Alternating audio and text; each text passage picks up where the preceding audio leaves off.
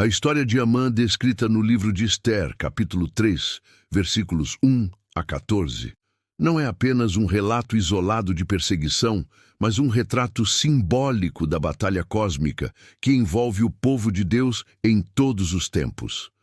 Amã representa um inimigo implacável, motivado por orgulho e desejo de adoração, que se volta contra os fiéis simplesmente porque se recusam a se curvar diante de sua autoridade.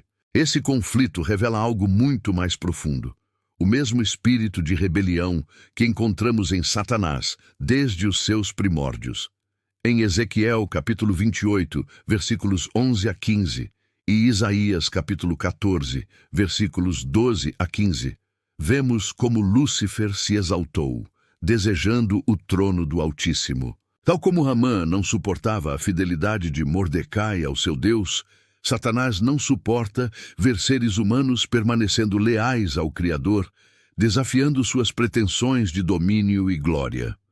No deserto da tentação, conforme relatado em Mateus capítulo 4, versículos 8 a 11, Satanás escancarou seu desejo supremo, ser adorado. Ele mostrou a Jesus todos os reinos do mundo e ofereceu-lhes em troca de adoração. A mesma cobiça que o derrubou no céu agora se manifesta no mundo que ele tenta reivindicar como seu. Cristo, porém, resistiu, não apenas por ser o Filho de Deus, mas por estar completamente rendido à vontade do Pai. Ele se colocou no nosso lugar como nosso parente redentor, assumindo a nossa carne para nos libertar da escravidão do pecado. O preço foi altíssimo, a própria vida. Mas essa vitória conquistada por Cristo é a razão pela qual os fiéis, em todas as épocas, são capazes de permanecer firmes, mesmo diante da ameaça de destruição, como Mordecai e seu povo estiveram diante da fúria de Amã.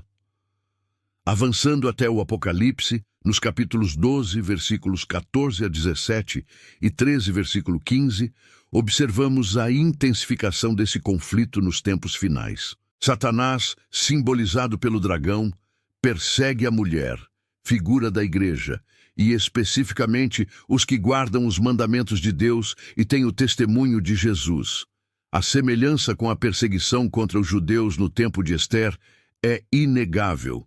Mordecai representa o povo que, em fidelidade, se recusa a ceder ao poder humano em detrimento da autoridade divina.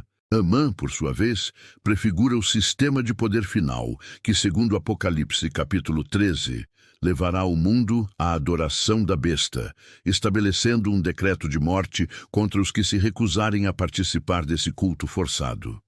A fidelidade em tempos de paz, portanto, se torna um ensaio para o testemunho diante da crise. E é neste ponto que a lição torna-se pessoal e urgente. Se vacilamos nos testes menores, como suportaremos os testes maiores que se aproximam? Em cada geração, Deus tem um povo que permanece leal, mesmo quando a maioria se curva.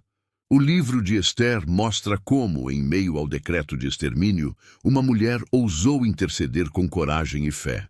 No Apocalipse, a igreja remanescente é descrita como aqueles que guardam os mandamentos de Deus e têm a fé em Jesus. Apocalipse, capítulo 14, versículo 12. Assim como Ester se posicionou, o chamado hoje é para que sejamos firmes, não por força própria, mas pela fé naquele que venceu. A crise final não será apenas sobre leis humanas ou práticas religiosas, mas sobre lealdade e adoração. A recusa de uma minoria em ceder à imposição do sistema mundial despertará a ira do inimigo, exatamente como a resistência de Mordecai inflamou Amã ao ponto de querer exterminar toda uma nação. A fidelidade hoje prepara o terreno para a vitória amanhã.